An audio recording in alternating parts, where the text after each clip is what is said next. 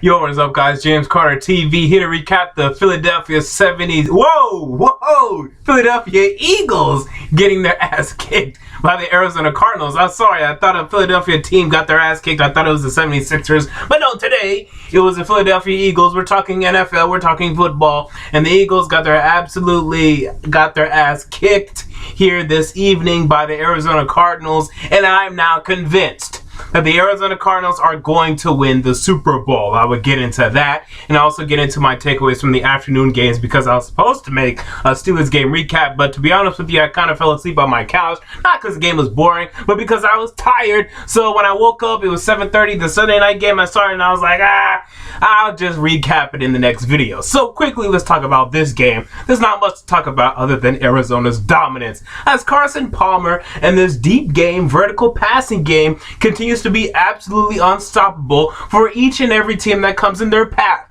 I've honestly never seen an offense this explosive. I've never seen it.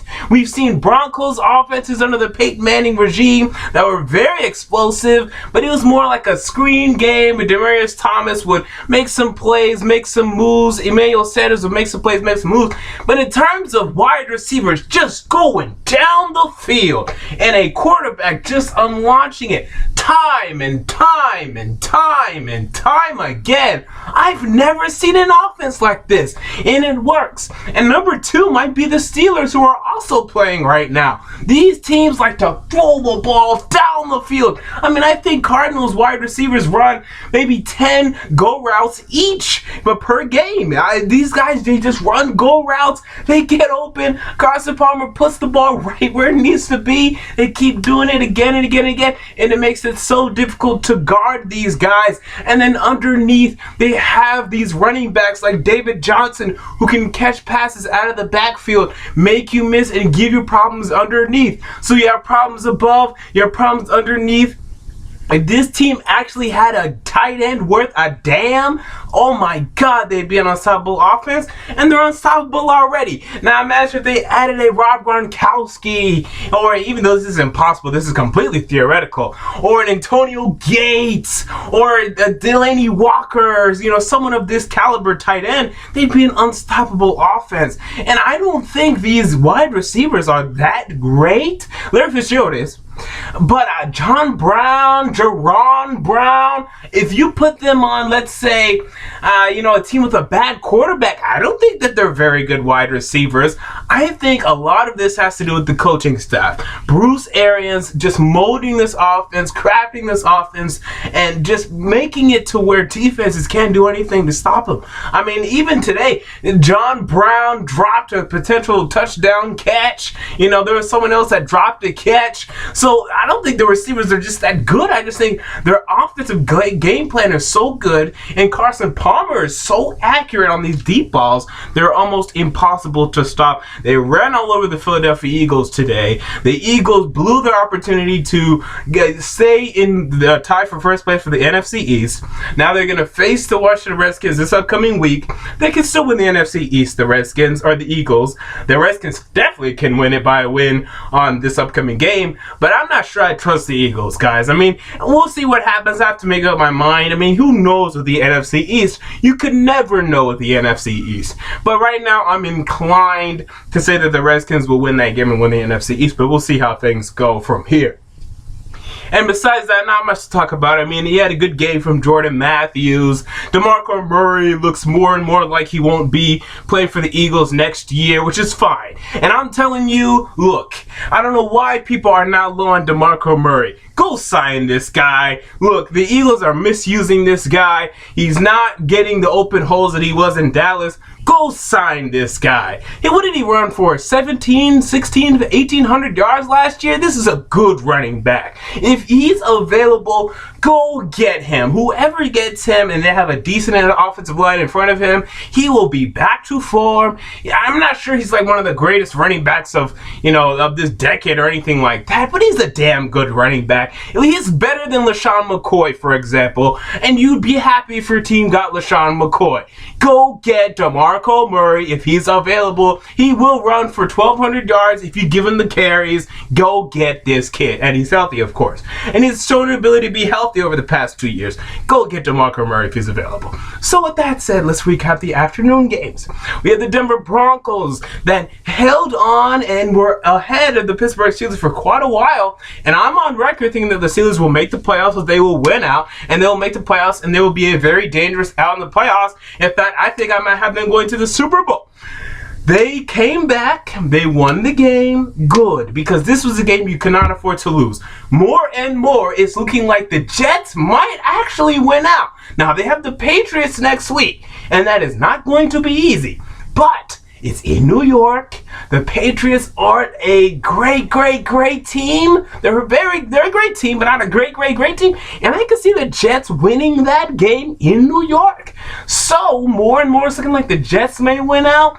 The Chiefs will win out. So the Steelers' margin of error is very small. They got this win. They got to get 2 more. I think ultimately the Jets will lose one of these upcoming 2 games, and it'll be the Steelers and the Chiefs in the playoffs.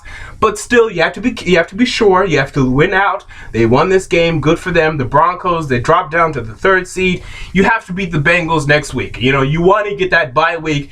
AJ McCarron's out there for the Bengals right now. You gotta beat them next week, and I think they will. But we'll see how things go. But it was nice to see this game from Brock Osweiler. If I'm the Broncos, if I'm Gary Kubiak or John Elway or whatever, I'm starting Brock Osweiler, period. Because Peyton Manning, make no doubt about it, has been the worst quarterback in 2015. And I don't think, it absolutely blows my mind that we're even discussing the possibility of starting this guy. There's no conversation to have. You cannot start Peyton Manning. He's been absolutely awful in 2015. 9 touchdowns, 17 interceptions. Forget it. Now, this Brock Osweiler offense isn't great or anything, but it's better than Peyton freaking Manning. And Brock Osweiler does not turn the ball over often at all. You have to start this kid. Let him grow with these young receivers. You're a better team with Brock Osweiler. You are a better team with Brock Osweiler. If the Broncos start Peyton Manning, they are making a possible Super Bowl mistake there. They're not going to the Super Bowl with Peyton Manning. They could get there with Brock Osweiler, and I guarantee you of that. All right. Next, we have the San Francisco 49ers just, getting embarrassed by the A.J. McCarron Cincinnati Bengals. I think we all were expecting this. Again, I don't think the A.J. McCarron Bengals will be very good, but they're good enough to beat the 49ers, who just aren't a very good team this year. Let's see if they fire Jim Tom Sula. They should. Who are they going to hire? I don't know. Can you go and get Adam Gase back? Is he willing to do that after you basically could have had him last year if you would have just allowed him to find his own defensive coordinator, but you didn't. And in fact, he wanted to keep Vic Fangio, and that is something that you guys should have let him do. You didn't. Huge mistake there. Fire Tom Sula. Find a guy that can actually coach. I don't know why you ever hired Jim Tom Sula, but you did, and now it's time to fix that situation, and might as well fire Trent Baalke while you're at it. I mean, let's just press the reset button in San Francisco. And hey, you guys may have the first not the first pick, but the first pick to draft a quarterback, because more and more, I'm not sure that the Browns are going to pick a quarterback. So even sitting at number 6, like the 49ers are right now, they can get the first crack at a quarterback, because I don't think a quarterback is so good to where anyone's going to want to trade up to number 1 or number 2 or number 3 or number 4 or number 5. So if you're sitting at number 6, the 49ers like Paxton Lynch, okay, draft him. Now, I don't like Paxton Lynch as much as everyone else does. I don't think he's the number 1 quarterback prospect. I think he's number 3. But if you like him, go ahead. Take him. All right, so next, what do we have? We have the Oakland Raiders that lost to the Green Bay Packers. The Packers, they won today. It wasn't a great win. But in terms of offensively, they didn't score as many points as you would like for them to. But I still want to hold on, because I did pick them to win the Super Bowl. I want to hold on to my preseason pick, but I'm kind of letting it go now. And I said when I started this video, I'm picking the Cardinals now. And I am. And I'll get into that in a little bit in a second. But, the Packers, they're just not good enough this year. And I really don't understand why people are saying it's the offensive line. I'm like, what are you talking about? The offensive line isn't playing great. But this is the same offensive line. David Bakhtiari, Josh Sitton, Corey Linsley, Brian Bulaga. Is he injured? I think he might be injured. But this is the same offensive line. That's not an excuse. Okay? In fact, Brian Bulaga was injured last year. So what are we talking about? That's not why. I don't know why. Actually, I know why. It's because they can't run the football. It's because Eddie Lacy has disappeared. And no one knows where he went. If you can find him, please tell us, because we really need to find this man. They really could use him in this Green Bay Packers offense. And Jordy Nelson. I mean, I think that's it. I don't think it's the offensive line. Everyone wants to say it's the offensive line. I don't think it's the offensive line. Look, I see a bad offensive line every week. It's the Tennessee Titans offensive line. And I think the Green Bay Packers offensive line is just fine. But okay, whatever. Raiders, they lose. We get it. They're not going to be good in 2015, but in 2016, look out for the Oakland Raiders. I mean, we get it. We understand this. This is going to be the story for the Tennessee Titans next year. Tennessee Titans are going to be the 2015 Oakland Raiders. They're going to make nice plays. They're going to compete. They're going to lose, and they're going to be back in 2017. But the Raiders, they're coming in 2016. Good for y'all. Any more games? Oh, San Diego. They beat Miami. Good for them. Good for San Diego. They get a little win here. You know, I'm not really sure what the model is to fix this team. You know, the next head coach there, because I do believe there will be one, the next head coach is going to have a very interesting thing, because what is really wrong with the San Diego Chargers? Now, they've had some injuries, yes. But, man, I don't know. Like, you could say, yeah, they need more wide receiver. They need more offensive line. They need more defense.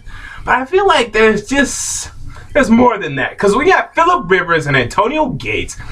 You shouldn't score 3. And they scored 3 twice in the past month. So I think there's a little more than just bad roster. And they want to keep Tom Telesco. They love Tom Telesco. I don't know why. But so that's something you need to look out for there. I'm really interested to see who they pick with their first pick in this upcoming draft. And then the Seahawks, they beat the Cleveland Browns. We get it. The Browns suck. You know, the Browns are the worst team in the NFL. I know they're not going to pick first, most likely. They should, because they need the help. They're going to start Danny Manziel, which is actually, I'm more and more warming up to this idea. He's looking like an okay quarterback, but you need to surround him with weapons. If he is ever going to be successful, you need to surround him with Josh Gordon. You need to get Josh Gordon back. You need to re-sign Travis Benjamin, and I think you need to add another high wide receiver. If you draft Laquan Treadwell, I'd say, yeah, good. Because I think Johnny Manziel is going to need as much talent around him in order for him to succeed, especially tall wide receivers. That'd be great for Johnny Manziel. But I'm warming up to the idea that, yeah, okay, he could be, but he's going to need talent around him. Don't you doubt that. And the Seahawks, they keep rolling. For those of you that watched me last year, you know I was very low on Russell Wilson, and deservedly so, because he wasn't that good. Now he's really becoming good. This is a better Russell Wilson, and you can't deny that. He's passing more than I've ever seen him pass him in the pocket. He's throwing for touchdowns more than I've ever seen him throw for touchdowns. He's not relying on his defense and his running game. He is making plays. This is the best Russell Wilson has ever been, and you've been damn sure that I'm finally going to add him to my top 10 running back list, our top 10 quarterback list after this season, because he's finally elevated his level. He wasn't a top 10 quarterback. I don't care what you say. He was not. If he was, the Seahawks would have won the Super Bowl last year. They would have won the Super Bowl the past 3 years. He wasn't. He has now ascended to that level, and I'm very interested to see how things go from here. Until next time, James Carter TV. Oh, wait. I have to talk about the Arizona Cardinals. Okay. Why are they going to win the Super Bowl? All right. So, Arizona Cardinals, guys, again, their offense is absolutely unstoppable. I mean, I've never seen an offense crafted this way. And I understand the Carolina Panthers, they're the team that's undefeated. But I think the Cardinals are kind of undefeated too. And this is why. Now, they lost 2 games. They lost to the St. Louis Rams. They lost to the Pittsburgh Steelers. Both teams at that point were not good teams. Now, the Rams, actually, I guess you could say they kind of were, but they're not a good team now. The Steelers were starting Michael Vick, or was it Landry Jones? I can't even remember who was starting that game. Point is this. The Cardinals were not prepared and amped and encouraged to win those football games. They weren't motivated enough. But when this team is motivated, when they're playing hard, guys, they're unstoppable, unbeatable. They've just been trouncing everybody. The Panthers have been cutting it close lately, cutting it close to the New Orleans Saints, cutting it close against the New York Giants. Wow, this team is just running through, folks. Now, they're going to face the Packers this week. I'm going to keep my eye on that matchup because those are my 2 Super Bowl things right now. I have the Packers that I picked preseason and the Cardinals, so I'm going for it now. But I just think the Cardinals are just playing the best football in the NFL, even better than the Carolina Panthers. The Carolina Panthers, you may think, yeah, their defense is so great. No, it is not. This team gave up 35 to the New York Giants, 28 consecutive points, or maybe it was 21. Oh, I think it was actually 28 consecutive points today. They gave up 38 to Drew Brees. They've given up points to Seattle. They've given up points to Green Bay. Too many points. The Cardinals defense is a better defense than the Carolina Panthers, a better offense than the Carolina Panthers, a better team than the Carolina Panthers right now, and better coaching staff. So we'll see how things develop from here. The only things the Panthers have over the Cardinals is quarterback and Luke Kuechly. But even those, Luke Kuechly is okay. Yeah, he's on his own. But even quarterback is close because Carson Palmer is right here. If you can make an argument, Carson Palmer is just better. Cam Newton's having the better season, but Carson Palmer just might be better, and I think he is better. Give me the Arizona Cardinals in the Super Bowl right now. All right, now until next time, James Carter TV. I'm out. Peace.